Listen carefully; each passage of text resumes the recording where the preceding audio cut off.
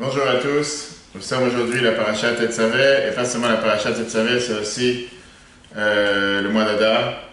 Le mois d'Adar dans lequel nous sommes le mois le plus joyeux du calendrier. Et mis à part le fait que c'est le mois d'Adar, nous sommes aujourd'hui le 7 Adar.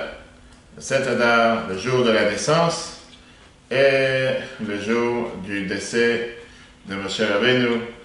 On sait très bien qu'est-ce qui est écrit dans plusieurs livres, comme quoi le jour de la naissance, c'était certainement Adar Rishon, premier Adar comme aujourd'hui. On sait l'importance qu'il y a au jour de naissance d'un tzaddik.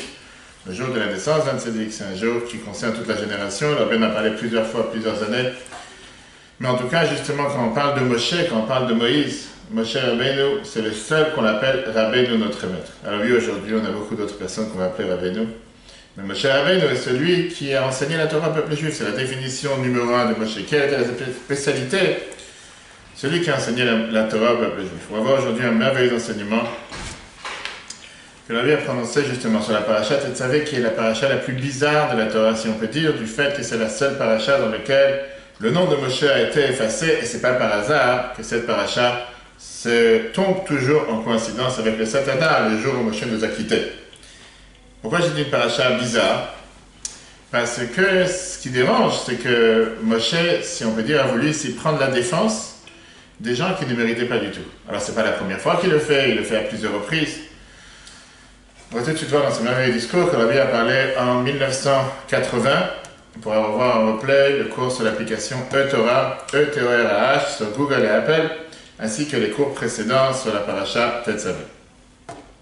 Revenons dans les faits. Après que la semaine dernière, on a commencé à parler de la construction du temple, comment Dieu ordonne à Moshe tous les détails de comment construire le temple, une partie de ses mobiliers, vient la paracha de cette semaine dans laquelle on parle les autres détails, comment construire le temple, et on rentre dans tous les détails. Mais aujourd'hui, on ne va pas parler de ce qui se passe dans la paracha, on va parler sur ce qui n'est pas écrit dans la paracha. C'est très bien que dans la paracha de cette semaine, le nom de Moshe n'est pas mentionné même pas une fois, alors que dans toute la Torah, il est mentionné 770 fois. C'est pas parce qu'il était Lubavitch, mais c'est la réalité. Dans toute la paracha, la Torah n'arrête pas de parler chaque verset. Tu feras, tu rempliras, tu donneras, tu ordonneras. On sait très bien de qui on parle, mais on ne sait pas c'est qui cette personne. Alors que c'est comme si je te dis, tu sais c'est qui le personnage. Tu vas me dire, ben, si c'est comme ça, toute la Torah aurait dû être la même chose. Et c'est vrai. Toute la Torah, on dit, d'abord Hachem et Moshe. Dieu, il a parlé à Moshe, on sait de qui on parle. Là, on ne te mentionne même pas de qui on parle, on ne sait pas avec qui on a affaire.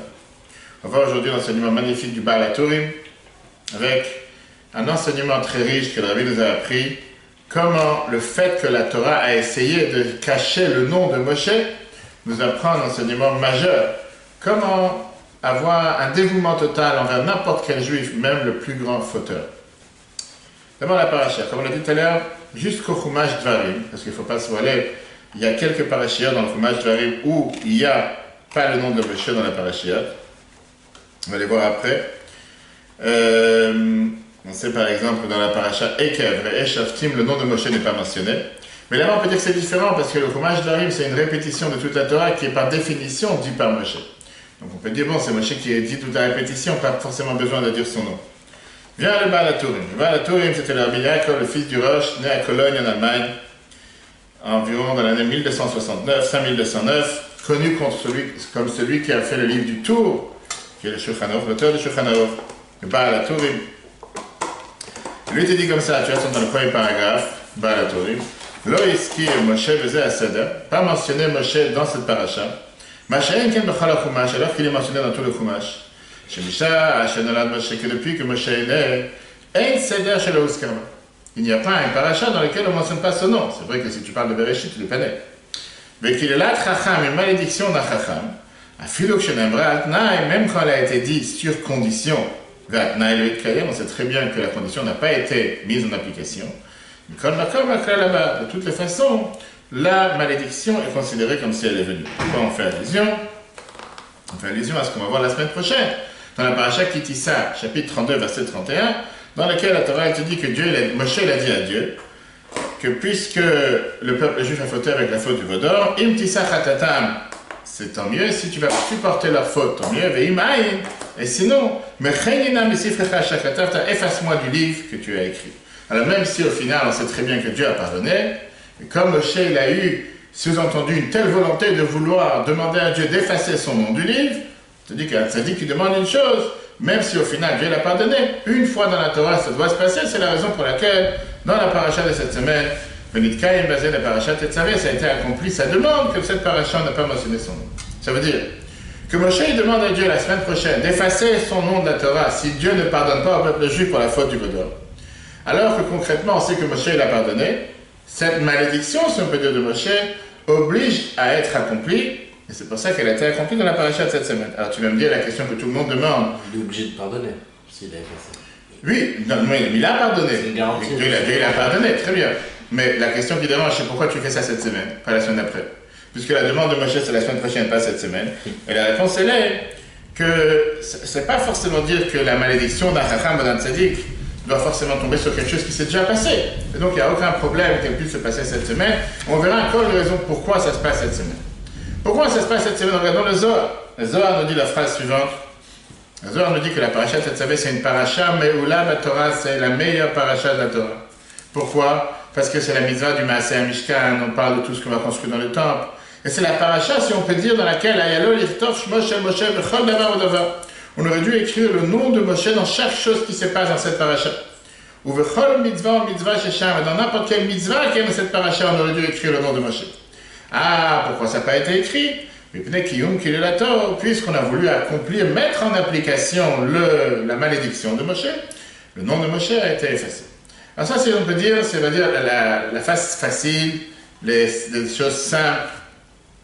Pourquoi cette paracha a été choisie par la paracha dans laquelle on va effacer le nom de Moshe? On va tout de suite voir que ce n'est pas simplement parce que Moshe a une demande, on doit effacer son nom, mais il y a un sens spécifique dans la paracha de cette semaine qui fait en sorte que c'est juste cette paracha qui doit être choisie et pas autre chose. Comme j'ai dit tout à l'heure, le Meor Naïm de Rabbi Nachman Shonov, l'élève du Baal Shem Tov et du Maggid, dit dans une phrase intéressante que la paracha Tetzavé tombe toujours dans la semaine du 7 Adar. Cette année, le 7 Adar Rishon, cette année, normalement, c'est le 7 Adar tout court. Et on peut dire c'est la paracha qui reflète le jour, pas seulement de la naissance de Moïse, mais le jour du décès de Moshe. Et c'est pour ça que cette paracha ne mentionne pas le nom de Moshe pour nous dire qu'il est caché dans la Torah, il n'existe pas. Même s'il n'est pas cité, c'est sa semaine. Alors c'est ce qu'on va tout de suite voir, c'est sa semaine, et c'est une des raisons pourquoi on essaie de cacher son nom, parce que c'est la semaine dans laquelle il est décédé. Maintenant, moi je te demande une question.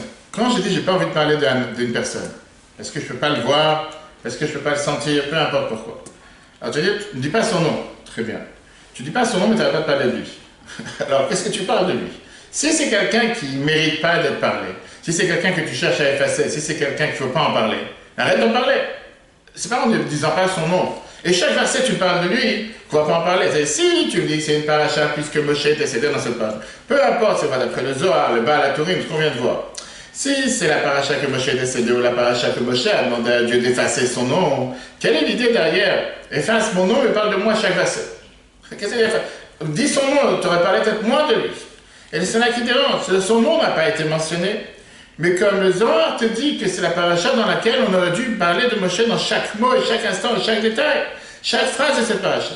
Déjà au début de la paracha, la Torah commence à ta tête savée. Et toi tu ordonneras, comme si c'est la première fois qu'on parle, comme si on était des amis, toi tu ordonneras au peuple juif, Veyikrou elecha Hashem en zaïzach. Et là on verra quelque chose qu'on verra tout de suite à la fin. Quel rapport? Et ils prendront pour vers toi l'huile d'olive concassée, l'huile pure, pour faire allumer le candélabre. Alors on sait très bien que ce n'est pas Moshe qui l'a allumé, c'est Aaron. Quel est le but d'amener l'huile vers Moshe pour Aaron? Ça c'est un détail qu'on verra à la fin. Et la Torah te dit, Ve'ata, tu amèneras. Qui est ce Ve'ata? C'est qui toi? C'est Moshe, tu ordonneras. Donc encore une fois, tu veux me faire oublier, tu veux pas qu'on parle de Moshe, et de l'autre côté on n'arrête pas d'en parler à chaque instant. Vient le Kriyaka, qui était le Rabbi Shlomo Ephraim de Lutznitz en Pologne. Il est né environ dans l'année 5300, 1540, c'était le maître du Maharshal, et c'était celui qui a aidé le Maharal de Prague dans la Rabbanout à Prague, et après il est devenu le Rav de Prague. Le client qui arrive vient et te dit la phrase suivante. Qu'est-ce que ça veut dire quand on dit le mot Ve'ata et toi? Mimaout atzmecha, de ton essence, atzmutra, pardon, v'tosfot or shebecha, la lumière extrême qui est à l'intérieur de toi. Il faut qu'elle vienne et qu'elle éclaire la personnalité. C'est la raison pour laquelle on prend l'huile à Moshe. Parce que Moshe, il est celui qui reflète la lumière, qui reflète l'idée de l'huile et qui reflète l'idée de pouvoir éclairer le monde. Pour ça, il fallait amener la lumière chez Moshe. Donc la Torah, si on fait un résumé de ce qu'on vient de voir, On voit ici quelque chose de merveilleux. D'un côté, la manière comment ça s'accomplit la volonté de Moshe d'effacer Moshe, c'est en ne disant pas son nom, mais en parlant au terme, je veux dire, direct. C'est toi, on parle de sa personnalité. Ça montre ici un niveau de Moshe beaucoup plus élevé que qu'est-ce qu'était si jamais on aurait mentionné son nom. Pour comprendre tout ça, on doit d'abord réfléchir un instant, c'est quoi cette demande bizarre? Qu'est-ce que ça veut dire que Moshe il fait ici une condition avec Dieu? Dis-toi que tu dis à Dieu la chose suivante. Je réussis aujourd'hui dans les affaires. Si je ne réussis pas aujourd'hui, tu me fais... C'est quoi, depuis quand on met une condition? Numéro 1. Et numéro 2, qu'est-ce que ça veut dire que Moshe il demande à Dieu qu'est-ce que ça veut dire efface-moi de ton livre. De quel livre on parle? Bien sûr que Rachid te dit que la pensée de Moshe, c'était que Dieu l'efface de toute la Torah. Qu'est-ce que ça veut dire m'effacer toute la Torah? D'abord, qu'est-ce que tu vas gagner avec ça? Et deuxièmement, c'est quoi ce chantage ici? C'est quoi ce marchandage en disant, si jamais tu ne fais pas ce que je te demande, efface-moi de ton livre. C'est comme si un enfant, il dit à son père, si tu ne me donnes pas tel et tel jeu, tu n'es plus mon père. Je sais pas, t'as dit une phrase, donc qu'est-ce que je te dis? T'as une autre, il y a des autres. A priori, Moshe, il était attaché avec la Torah. Moshe représente la Torah. Moshe, comme on l'a dit, c'est la Torah de Moshe dans la prière qu'on fait à chaque fois qu'on monte à la Torah. Torah Moshe. La Torah, c'est Torah Tzivalanu Moshe, c'est la Torah que Moshe nous a ordonnée. Moshe Rabbeinu, c'est le maître de la Torah. Qu'est-ce que ça veut dire cette bêtise? Que Moshe dit, efface-moi de ton livre. La Torah, elle est appelée sur son nom. Ça savait très bien qu'il n'allait pas le faire. C'est comme à la fin d'un film. Si tu veux. L'acteur principal, il dit, j'arrête. Remplace-moi. Ok, ça c'est pour un film. Mais pas quand tu parles de Moshe et Dieu. Oui, encore une fois, c'est Moshe et Dieu. C'est pas deux humains qui parlent, c'est pas un film. Le Mechilta te dit, Moshe il a donné sa vie pour la Torah, il a donné son nom pour la Torah. La Torah elle appelée sur son nom. Là, dans le Malach, c'est écrit Zichru Torah Moshe, a dit, rappelez-vous la Torah de Moshe, mon serviteur. C'est même pas appelé la Torah de Dieu, alors on sait très bien que c'est la Torah de Dieu. Le Mechilta te dit qu'il y a trois choses qui sont appelées sous le nom de Moshe. La Torah, le peuple juif et les Dayanim, les juifs.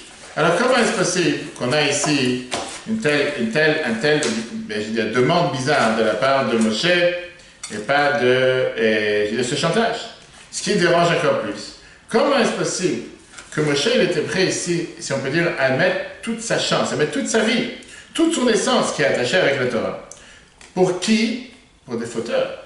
Pour des juifs qui ont fauté avec la faute du vaudor, qui est la faute la plus grave, à tel point qu'on sait très bien que c'est la faute qui est aujourd'hui, n'importe quelle punition qu'il y a dans le monde est donnée à cause de la faute du vaudor. C'est-à-dire, si jamais il y a quelqu'un qui a un malheur ou quoi que ce soit, on dit parce que c'est à cause de la faute du vaudor, qui est la faute la plus grave. Avec cette faute, le peuple juif s'est totalement déconnecté de Dieu. Ceux qui ont fait la faute, parce que bien sûr, se sont déconnectés de Dieu, déconnectés de la Torah. Et Moshe, il essaye aujourd'hui de mettre sa place en jeu en disant, si jamais tu ne vas pas pardonner à ces grands fauteurs, efface-moi de ton livre. Pas ici qui veut sauver le peuple juif. Tu vas me dire, oui, on sait, c'est un peuple de râleurs, un peuple qui n'arrête pas de se plaindre, qui est jamais content, on va voir ça. On a vu ça les dernières semaines, on va voir ça les prochaines semaines. Mais là, tu parles de Moshe qui savait d'abord très bien la gravité de cette faute, la faute du vaudor. Il savait comment c'est la source de toutes les fautes. Moshe savait très bien que le peuple juif a entendu à peine il y a 2 semaines, tu ne feras pas un idole, et que tout d'un coup, ça n'a pas duré longtemps, ils font déjà cette faute. Il sait très bien avec qui il a affaire. À la rigueur, j'allais te dire, Moshe aurait pu dire à Dieu, tu sais, quand tu veux te débarrasser de ces quelques-uns, vas-y, débarrasse-toi d'eux. Pourquoi il doit venir à leur secours, à tel point que tu viens à leur secours avec un tel, marchandage, avec une telle condition, si jamais tu ne vas pas venir vouloir sauver, pardonner à ces grands fauteurs, que ça n'a pas duré des années, on parle ici de quelques semaines, qui sont capables d'agir de cette manière, efface-moi de ton livre.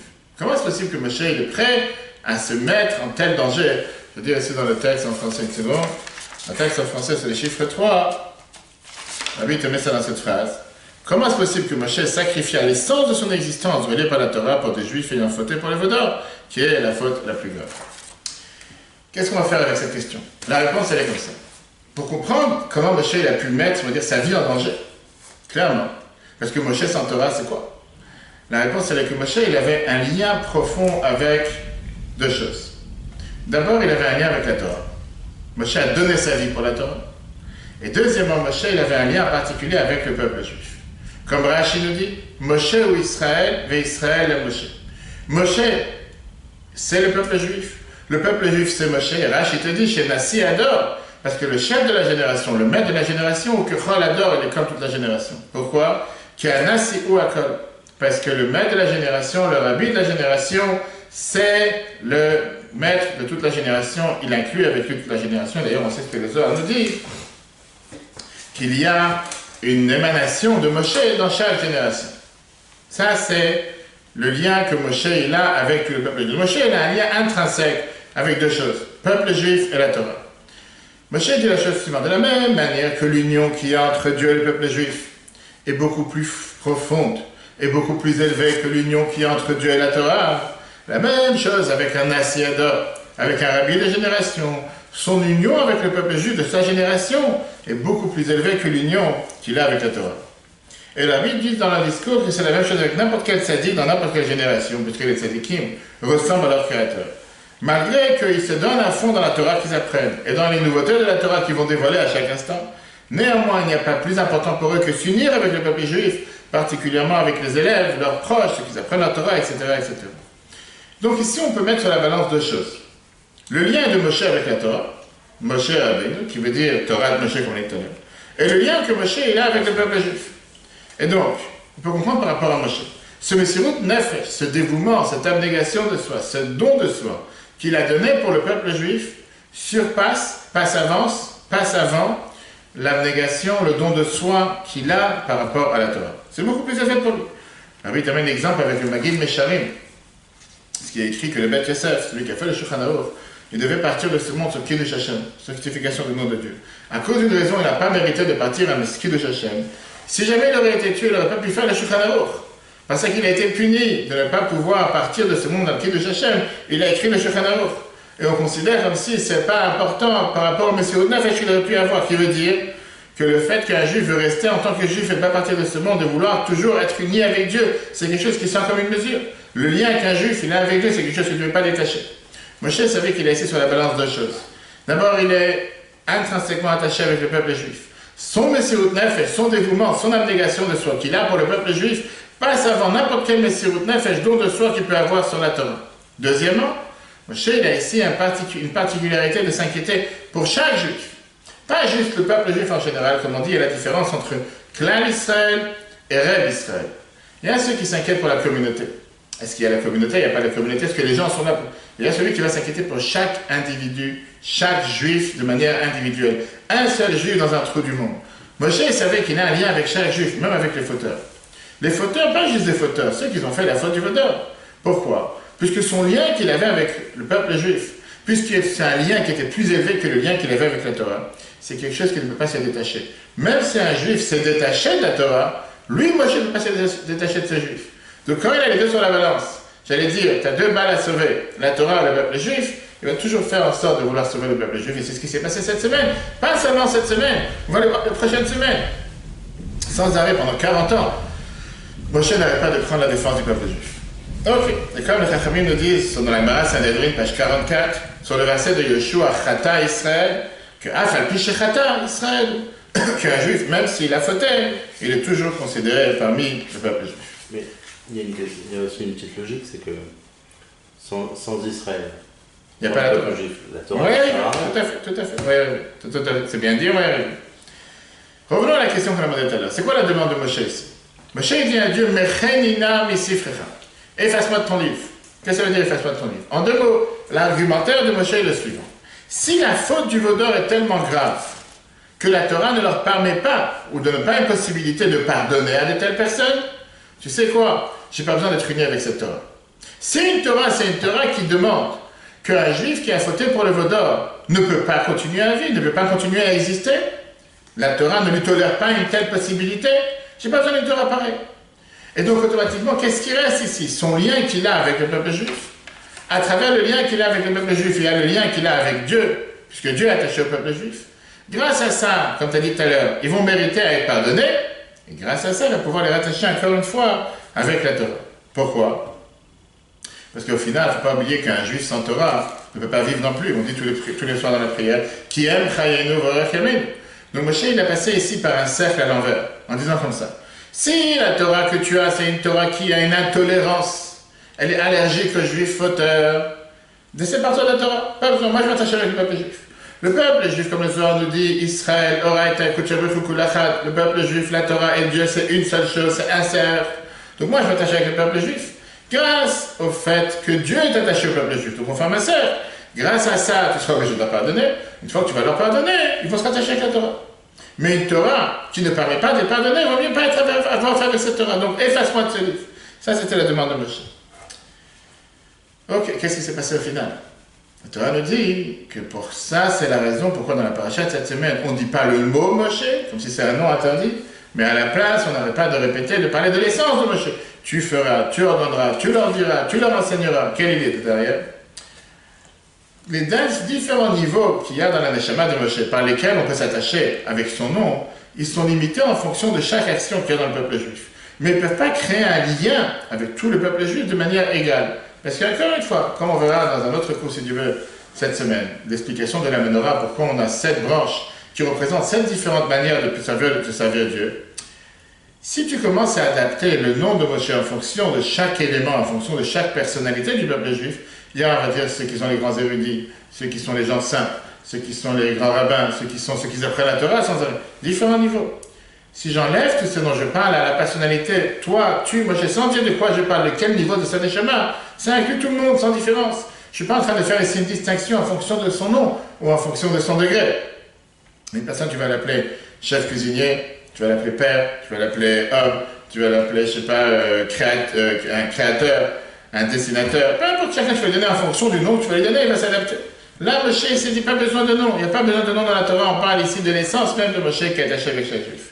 Pourquoi? Parce que l'essence de la Neshama, qui est beaucoup plus forte que du lien que Moshe a avec la Torah. Et à travers cette essence, il est attaché avec tout le peuple juif, même avec ceux qui font une erreur, il s'attache notamment avec tout le peuple juif. D'ailleurs, c'est la raison pour laquelle la paracha s'appelle V'ata tetzavé.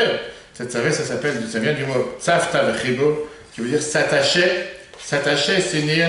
Moshe, il dit, je cherche ici l'essence même d'un juif. Et l'essence même d'un juif, comme on a vu longuement dans un cours la semaine dernière, on peut avoir sur l'application de Torah, on rappelait, un juif, c'est pas ce qu'il fait, mais c'est ce qu'il est. Bien sûr qu'un juif doit faire Torah et Mitzvot, c'est le devoir principal. Mais au final, malheureusement, même quand un juif ait fait le Vaudor, il est toujours juif. Et moi, Moshe dit, je ne peux pas me détacher d'un tel juif. Maintenant, on va répondre à la question qu'on a demandée au départ. Quel était le but? Dans le premier verset, on te dit, V'ata tetzavé bnei Israël, ve'ikru elecha, va ordonner au peuple juif, qu'ils amènent vers toi l'huile d'olive, concassée, etc., pour allumer le candélabre. A priori, c'est qui a allumé? C'est Aaron qui a allumé. Si c'est Aaron qui allume lui avec l'huile d'olive, quel est le but d'aller amener l'huile chez Moshe? Va amener l'huile directement à Aaron. Viens, la Chassidut explique ça de manière merveilleuse. L'influence qu'Aaron il a, c'est seulement sur ceux qui servent Dieu. Les Juifs qui sont de manière claire, identifiés, attachés, rattachés au temple, au tabernacle, qui sont déjà des bougies, comme la Torah nous dit que chaque neshama, elle est ner, mitzvah et Torah, ils sont déjà illuminés, ils sont déjà précieux, ils sont déjà dans le système, on va dire. Moshe, qui vient unir tout le peuple juif en une seule personnalité, Moshe, on va dire son impact, son aura, son influence est beaucoup plus large que l'influence de la prêtrise qui dépend d'Aaron, puisque Moshe il a une influence même sur les juifs les plus simples, parce que grâce à Moshe, leur essence se révoile, leur essence se réveille, leur essence se montre du fait qu'ils ont une neshama, et grâce à cette neshama, ils ont toute leur place dans le peuple juif. Aaron vient refléter ceux qui sont déjà dans le système. Moshe vient te montrer même ceux qui sont hors système. Pas seulement ceux qui sont hors système, même ceux qui sont anti-système. Ceux qui ont fait la faute du Vaudor. Mais ils ont cette essence juive. Ça suffit largement pour faire partie du peuple juif. Ça, c'est le lien qu'il y a avec l'essence de Moshe et la paracha de cette semaine, qui vient te parler sur les différentes manières comment Moshe a pas seulement éduqué, mais inauguré le temple, et surtout préparé à Aaron et Manav et ses enfants. D'abord, la Torah te dit que tout passe par Moshe. La Torah continue, V'ata krev elecha, tu rapproches vers toi et Aaron achicha, Aaron ton frère. V'asit habits de Kodesh, tu feras les habits pour Aaron ton frère. C'est à Moshe de tout faire pour se réunir et pour rassembler son frère, ses enfants. Parce qu'à travers Moshe, ça nous a montré comme quoi l'action de la Keuna, l'action du grand prêtre, elle n'est pas limitée seulement pour les serviteurs de Dieu. Elle n'est pas limitée pour les pratiquants, elle n'est pas limitée pour les religieux, mais elle a un impact sur tout le peuple juif sans distinction. Et c'est pour ça que si on peut dire ici, le chef d'orchestre, c'est Moshe. Moshe est celui qui voit de la manière la plus large, il voit tout le peuple juif. Sans distinction, pas seulement ceux qui pratiquent, pas seulement ceux qui sont déjà des grands érudits, pas seulement ceux que leur neshama est déjà réveillé. Moshe voit tout le peuple juif sans distinction. Qu'est-ce qu'il est, qu'est-ce qu'il a pu faire, même s'il a pu faire les choses les plus graves, il fait toujours partie de ce peuple. Et ça s'exprime, comme on verra aussi dans la semaine prochaine, avec les Ktoret. la vidéo qu'on a préparée pour dimanche prochain, on peut voir déjà sur l'application et Torah. On sait que parmi les encens qu'il y avait dans le temple, il y avait une odeur qui était insupportable. Il y avait le galbanoum. Le galbanoum, ça fait partie des 11 encens, qui apparemment, c'était pas la meilleure odeur à vouloir sentir. Je pense pas qu'il y ait une femme aujourd'hui dans la planète qui a un parfum qui s'appelle galbanoum. Peut-être aujourd'hui c'est déformé. L'Almara te dit, Kol ta'anit she'enba poché Israël et nata'anit. N'importe quel jeûne dans lequel ne participe pas des fauteurs du peuple juif, c'est pas considéré un jeûne. Un jeûne, pourquoi? Sha'arechel bena, le galbanoum, qui faisait partie des encens qu'il y avait dans le temple, Réhara, ça fait une mauvaise odeur, ou man'a katoum solomanek toret, et le temple, le verset les a considérés, les a calculés, les a mélangés avec les différents encens qu'on avait pour les encens qu'il y avait dans le temple. Plus que ça, c'est ce qui est écrit dans le Shulchan Aruch Orachaim, chapitre 619, que le soir de Kippour, comme Nidré, qu'est-ce qu'on a l'habitude de dire quand on fait rentrer Kippour? À nous, Matirim, les palais, les Mavaini, on laisse et on demande l'autorisation de prier avec tous les fauteurs et tous les pécheurs, le soir de Kippour. Ça veut dire que c'est le lien direct qu'on a avec la paracha dans laquelle on te parle, le service que le grand prêtre faisait dans le temple. Le fait qu'on a besoin de chaque juif. On ne peut pas mettre un X sur qui que ce soit. Tu ne peux pas effacer qui que ce soit. Tu ne peux pas dire, moi dans ma communauté, j'ai que des pratiquants. Moi dans ma communauté, je sais seulement des érudits. Moi dans ma communauté, j'ai envie d'avoir seulement des juifs qui savent apprendre. Quelqu'un qui ne sait pas apprendre, quelqu'un qui ne fait pas Shabbat, quelqu'un qui n'est pas marié dans la communauté, quelqu'un qui ne mange pas kasher, il n'a rien à faire ici. Il est excommunié, il est excentré.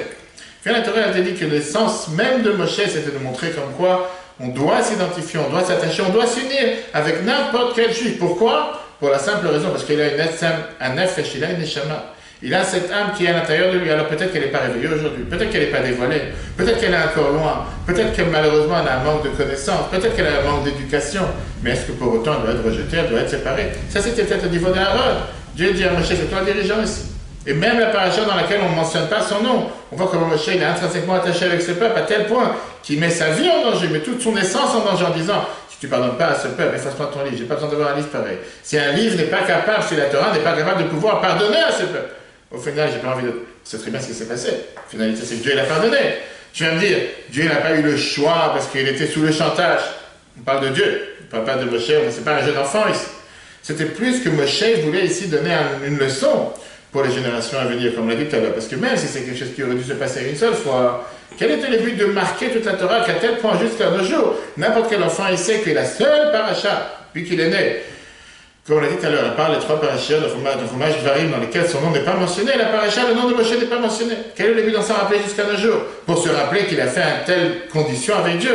La réponse est oui. Moshe, il a voulu ici nous apprendre l'enseignement merveilleux qu'on va tout de suite voir. Moshe, il était capable de pardonner sur la chose la plus chère à ses yeux, qui était quoi? Son lien avec le peuple juif. Moshe était capable de se dire qu'à part le fait qu'il faut ce qu'on appelle avoir aimer tout prochain comme toi-même, il était prêt à donner sa vie beaucoup plus que pour soi-même. Alors que pour Moshe, ce qui était le plus cher, c'était d'être attaché avec la Torah, d'être affilié avec la Torah. Imaginons-nous un instant que Dieu aurait dit à Moshe, c'est ça que tu joues? Très bien. J'ai décidé d'effacer ton nom de tout le livre. Comment on aurait appelé la Torah aujourd'hui? La Torah de qui? Je ne sais pas comment on aurait la Torah de Dieu. On l'appelle de toute façon la Torah de Dieu. Moshe était prêt à mettre tout ce qu'il a fait sur terre en dehors du système normal, à la poubelle, si on peut dire. C'est que c'est lui qui a sorti le peuple juif, c'est lui qui l'a fait sortir avec la traversée de la mer Rouge, c'est lui qui a donné la Torah. Moshe était prêt à tout mettre de côté pour pouvoir s'unir avec n'importe quel juif. Mais pas seulement n'importe quel juif. L'enseignement que Moshe a voulu nous enseigner, comment on doit se comporter avec n'importe quel juif en tout temps et en toute heure. Ça ne suffit pas seulement d'avoir l'amour du prochain comme soi-même, et à chaque juif, dans n'importe quelle situation dans laquelle il se trouve. Mais on doit être prêt à faire ce qu'on appelle Messirut Nefesh, une abnégation de soi, un don de soi total. On doit savoir se mettre de côté pour n'importe quel juif, pour la Torah te dit, Oev et Abriot, la Torah, de pouvoir aimer les créatures et de rapprocher à la Torah. D'ailleurs, c'est ce qu'on va faire si Dieu veut. Si on aurait été une année pas bissextile, on aurait été à une semaine de Purim. Le jour de Purim, on va le mitzvah de Purim consiste en Mishloach Manot, répandre deux mets à une personne. Maintenant, là est venu les cadeaux aux pauvres. L'idée de pouvoir faire en sorte de partager, de s'unir, de se rassembler avec n'importe quel juif sans distinction. Si on peut dire, le Rabbi nous a montré dans notre génération, à travers les shluchim dans le monde entier, avoir cette attitude, avoir cette approche. Ne pas considérer, comme je l'ai dit plusieurs fois, des fois les gens, j'ai des gens religieux qui m'appellent d'Israël pour venir visiter Disneyland, à côté du Betravat Saint-Néman. Et ils me disent, c'est qui votre communauté? Combien de Shomerei Shabbat, combien de pratiquants, de gens qui font Shabbat dans votre communauté? Et combien de fois je leur dis, si c'est ça pour vous, la communauté, laissez-moi tranquille. Pour moi, la communauté n'est pas des gens qui font Shabbat.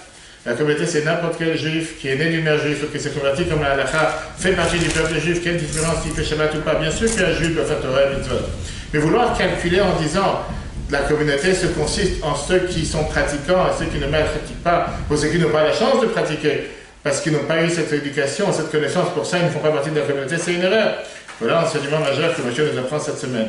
À nous de mettre ça en application en se disant, comme on avait déjà enseigné, que parfois oui, on doit faire Messirut Nefesh pour l'autre à tel point que si j'aurais préféré vivre dans un cocon religieux, dans un environnement religieux, dans un environnement où il y a une synagogue ou deux synagogues en bas de chez moi, il y a la boulangerie en face et la boucherie en face, le supermarché en bas.